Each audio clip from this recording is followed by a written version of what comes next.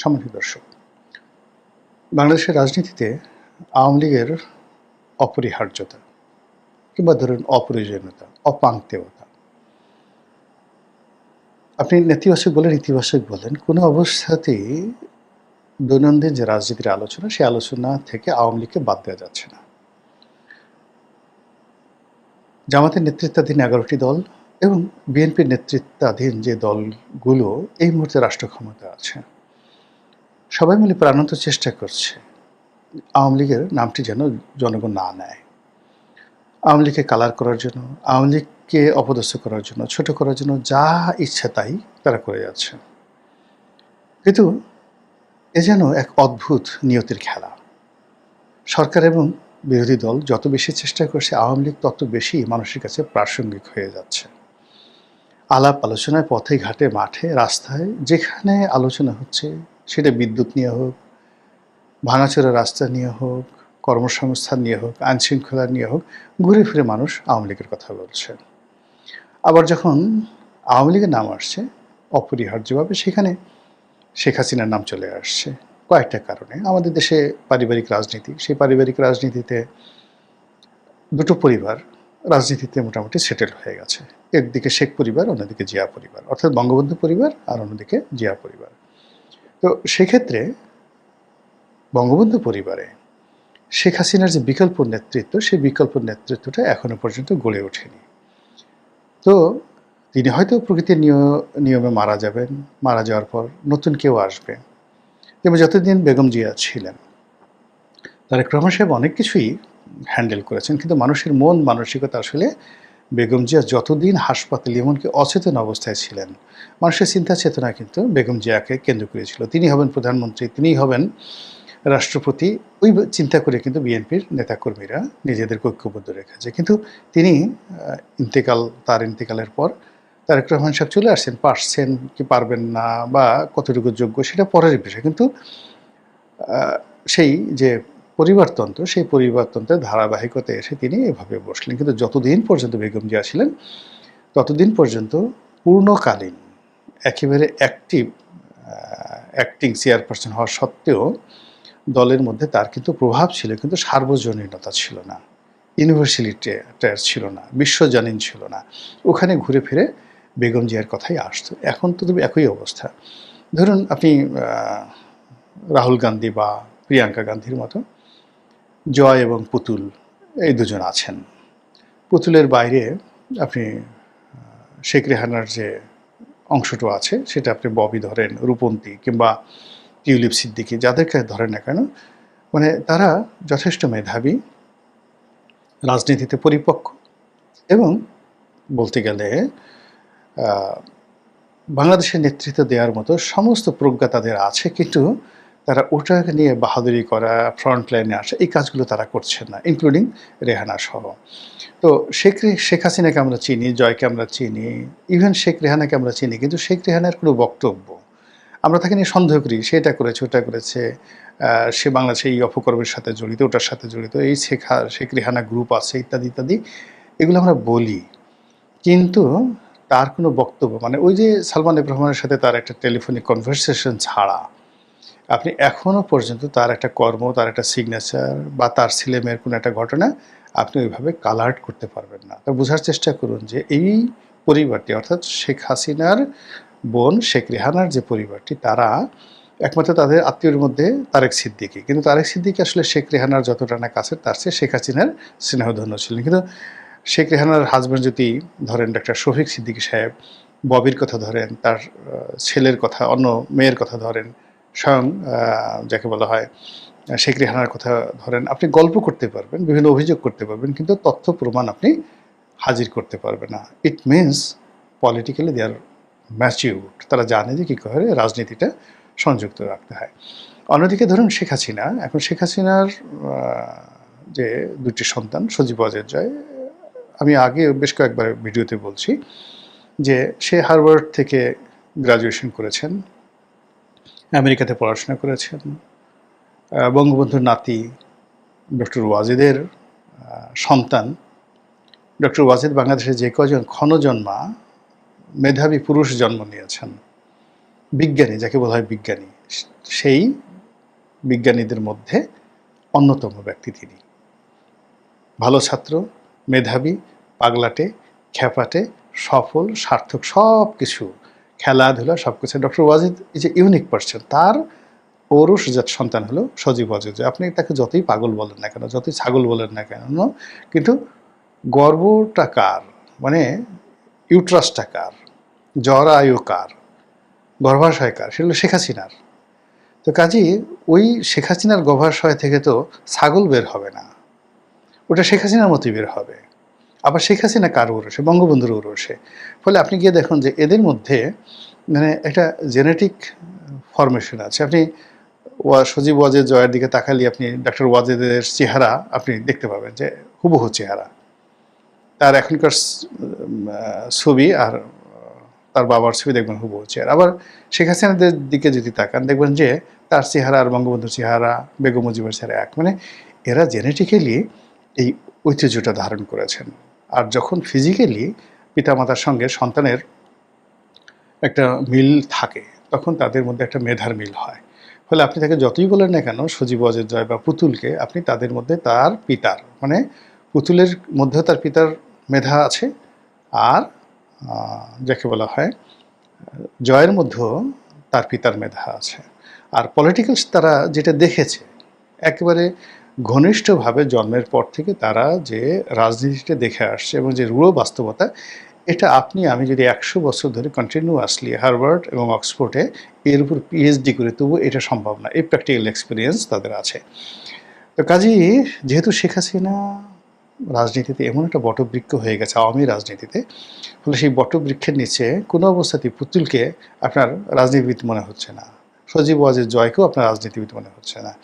এমনকি দেখেন বেগম জিয়ার যেমন একটা পোর্ট্রেট তৈরি হয়ে গেছে, সেই পোর্ট্রেটের কাছে বা জিয়াউর রহমানের যে পোর্ট্রেট, সেই পোর্ট্রেটের কাছে এই তারেক রহমান সাহেব প্রাণান্ত চেষ্টা করছেন গত 6 মাস ধরে, কিন্তু কোনো অবস্থাতে বেগম জিয়ার পাশে এখনও মানুষ তাকে বসাতে পারছে না, সময় লাগবে আরও। তো সেই দিক থেকে যেটা হলো যে ঘুরে ফিরে জয়ের যত যোগ্যতা থাকুক, পুতুলের যত যোগ্যতা থাকুক, পুতুল WHO-র মানে আঞ্চলিক রিজিওনাল ডিরেক্টর, এটা একটা অকল্পনীয় পদ। আপনি দেখেন তার যে ইংরেজির প্রোনাউন্সিয়েশন, তার যে বক্তব্য, যে কটা বক্তব্য তিনি WHO-র পক্ষ থেকে জাতির সামনে দিয়েছেন, মানে এটা গ্লোবাল, মানে বিশ্বে এত সুন্দর করে ইংরেজিতে জাতিসংঘ বা যে কোনো একটা বিষয়কে রিপ্রেজেন্ট করতে পারে। আমি তো পুতুলের মতো এত সুন্দর বক্তব্য শুনিনি কারো মুখে। আমাদের খলিলুর রহমান সাহেব ভালো ইংরেজি বলেন, লুৎফে সিদ্দিকী ছিল ভালো ইংরেজি বলেন, তারপরে ডক্টর মোহাম্মদ ইনুজও ভালো ইংরেজি বলেন, কিন্তু পুতুলের ইংরেজির কাছে কি আপনি বাঙালির মুখে এরকম চমৎকার ইংরেজি শুনেছেন কখনো? শুনেননি। কিন্তু শেখ হাসিনার যে ব্যক্তিত্ব, সেই ব্যক্তিত্বের কাছে পুতুলের এই যোগ্যতা কোনো অবস্থাতে ফ্লারিশ হচ্ছে না অ্যাজ এ পলিটিক্যাল পার্সোনালিটি হিসেবে। ফলে যখনই বাংলাদেশের রাজনীতিতে আওয়ামী লীগের নাম আসছে, আওয়ামী লীগের সাথে অপরিহার্যভাবে শেখ হাসিনার নাম চলে আসছে। তো এই যে শেখ হাসিনার নাম চলে আসার কারণে কি হলো, তাকে নিয়ে আমাদের যত গল্প, যত কবিতা, যত উপন্যাস, যত সাহিত্য, যত ভয়, যত আতঙ্ক, যত নিন্দা, সব কিছু নাটক সিনেমা তাকে নিয়ে হচ্ছে। কেন সে বাংলাদেশে আসতে চাচ্ছে? তার কি লজ্জা শরম নেই? আমরা তাকে ধরবো, হ্যান্ডকাপ পরিয়ে আনবো, তাকে আইনের শাসনে অধীন তাকে বিচার করব। কেউ কেউ বলছে তাকে এয়ারপোর্টে ফাঁসিতে লটকানো হবে, কেউ বলছে তাকে এয়ারপোর্ট থেকে এনে তারপর জেলখানাতে ঢুকিয়ে ফাঁসিতে দেওয়া হবে, কেউ বলছেন তাকে পূর্ণ আইনি নিরাপত্তা দেওয়া হবে, কেউ বলছে দূর দূর রাখো, সে আসবে না।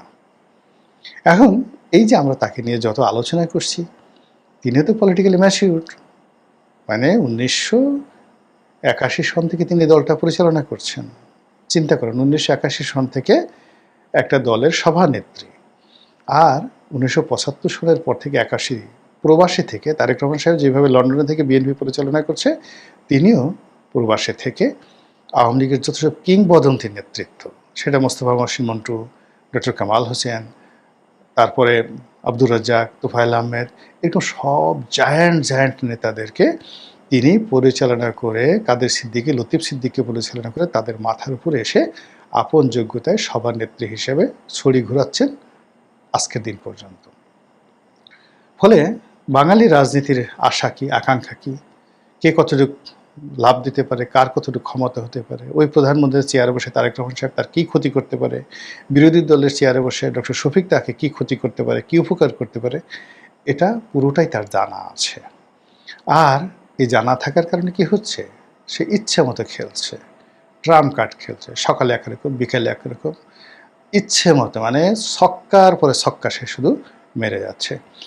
আর শেখ হাসিনা সেই ছক্কা এবং পক্কার কবলে পড়ে আমরা ঘুরে ফিরে বারবার শুধু শেখ হাসিনাতে নিমজ্জিত হচ্ছি। ভারতের রয়ের প্রধান কেন এলো? সে কি শেখ হাসিনাকে বাংলাদেশে দেওয়ার জন্য এলো? এটা নিয়ে আমরা একটা কল্পনার ফানুস তৈরি করছি। আমরা ফানুস তৈরি করছি, ভারত বলার চেষ্টা করছে বা ভারত বলছে যে আমরা কি শেখ হাসিনাকে এমনি এমনি নিয়েছি? তোমরা তো আমাদেরকে হেলিকপ্টারে করে, প্লেনে করে, সামরিক বিমানে করে আমাদের দেশে পাঠিয়েছো। কাজেই তোমরা আবার সামরিক বিমান পাঠাও, ওইভাবে সিকিউরিটি দাও, সেফটি সিকিউরিটি দাও, আমরা শেখ হাসিনাকে তোমাদের কাছে দিয়ে দেবো। এই ধরনের কোনো কথা ভারত বলেনি, কিন্তু আমরা বানিয়ে বানিয়ে এই কথাগুলো কিন্তু বলছি। এবং ভারত থেকে যখনই কোনো লোক আসছে, আমরা বলার চেষ্টা করছি যে ওই যে লোকটা যে আসছে সে মূলত শেখ হাসিনা বাংলাদেশে কিভাবে আসবে, নিরাপদে থাকবে, এই সমস্ত বিষয়ে আলোচনা করার জন্য সে আসবে। আবার বাংলাদেশ থেকে যখন খলিলুর রহমান সাহেব যাচ্ছেন, অন্য কোনো সরকারি কর্মকর্তা যাচ্ছেন, ইভেন তারেক রহমান সাহেবের যাওয়ার যে পসিবিলিটিস যেটা তৈরি হয়েছে, সেখানেও আমরা কিন্তু একটা কল্পনার ফানুস তৈরি করে ফেলছি যে ওখানে কী করে গেলে মোদি তার হাতটা ধরবে, ধরে গিয়ে তাকে শেখ হাসিনার সঙ্গে হাতে হাত মিলিয়ে দেবে এবং সেখানে আওয়ামী লীগের সাথে, বিএনপির সাথে, শেখ হাসিনার সাথে, তারেক জিয়ার সাথে একটা সম্পর্ক হয়ে যাবে। হায় হায় হায়, কী হবে?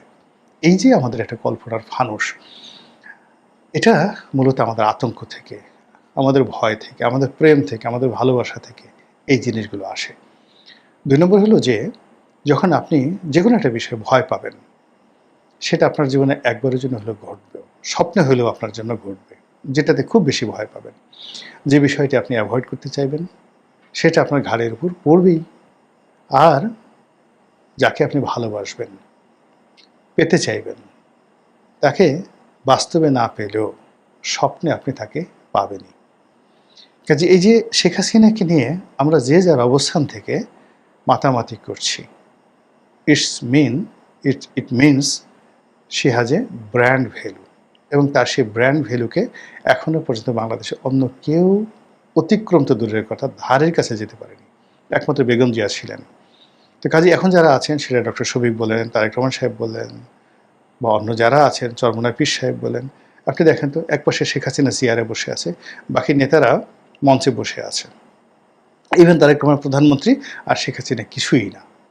শেখ হাসিনা বসে আছে মঞ্চে, একেবারে ওই যে আপনি দেখবেন বুড়ি, যেভাবে এখন তাকে পোর্ট্রেট আঁকা হয়েছে, ক্যান্সার হয়ে গেছে, মরে গেছে, ভিক্ষা করতেছে রাস্তায়, এরকম অনেকগুলো ছবি টবি আপনারা প্রচার করছেন, ওইরকমই একজন বুড়ি বা ভিক্ষুককে খালি শেখ হাসিনার মুখটা সহ চেয়ারে বসায় দেন, তার পাশে ডক্টর ইউনূসকে বসায় দেন, সঙ্গে সঙ্গে উইদিন 1 মিনিটে ডায়রিয়া হয়ে যাবে, কাপড় চোপড় চেয়ার সবগুলো নষ্ট করবে। এবং এটা দেখেন, মানে মানুষের প্রেশারে এবং উচ্চতায় যে কী অবস্থা। আপনি ধরেন 10 দিন আপনার কোষ্ঠকাঠিন্য, এই 10 দিন কোষ্ঠকাঠিন্য নিয়ে আপনি পাহাড়ে উঠেন, পাহাড়ে উঠে আপনি আপনার সামর্থ্যের বাইরে পানি খাওয়া ছাড়া, সুগার ছাড়া আপনি পাহাড়ে উঠেন, আপনি দেখুন মুহূর্তের মধ্যে আপনার ডিহাইড্রেশন হয়ে গেছে, একেবারে যেটাকে বলা দাস্ত, জোলাপ, ডায়রিয়া, হাগা হয়ে যাবে, কাপড় চোপড় সব হয়ে যাবে। তো এইরকম শরীর যখন কোনো ভার বহন করতে পারে না, মন যখন কোনো আতঙ্ককে আর ধারণ করতে পারে না, মস্তিষ্ক যখন কোনো ভয়কে ধারণ করতে পারে না, তখন তার শরীরের মধ্যে, পেটের মধ্যে যত আবর্জনা আছে, দেখবেন যে আমরা ভয় পেলে আমাদের নাক দিয়ে সর্দি বের হয়ে যায়, কথা বলতে গিয়ে আবেগ উত্তেজনায় অনেক সময় কফ বের হয়ে যায়। 1 সপ্তাহের মধ্যে আপনি কাশেন নাই, কিন্তু সেদিন আপনার কাশি বের হবে। আনন্দে মানুষ হাসতে হাসতে চোখের পানি, নাকের পানি এক করে ফেলে। মসজিদে নামাজ পড়তে যান, সেটা পিছনে বাচ্চা ছেলে একটু দুষ্টামি করতেছে, হাসি দিছে, আপনি বুড়া মানুষ 80 বছর, আপনাকে ওই দিন হাসতে হবেই, কুটকুট করে হাসতে হবে। আবার হেসে ওই যে আপনি যে হাসছেন, এটা এসে আবার আপনার স্ত্রীর কাছে বলতে হবে। এই হলো হিউম্যান সাইকোলজি। কাজেই শেখ হাসিনাকে নিয়ে আমাদের যে সাইকোলজি রয়েছে, সেই সাইকোলজির বাইরে যতদিন না পর্যন্ত আমরা যেতে না পারবো, আর সেটা যাওয়ার জন্য শেখ হাসিনার সমপর্যায়ের পোর্ট্রেট আমাদের রাজনীতিতে যতক্ষণ পর্যন্ত তৈরি না হবে, ততক্ষণ পর্যন্ত এই ভয়, এই আতঙ্ক, এ ভালোবাসা, এ মোহ, এ কামনা, এ বাসনা আমাদেরকে শুধুমাত্র শেখ হাসিনার দিকে ধাবিত করবে।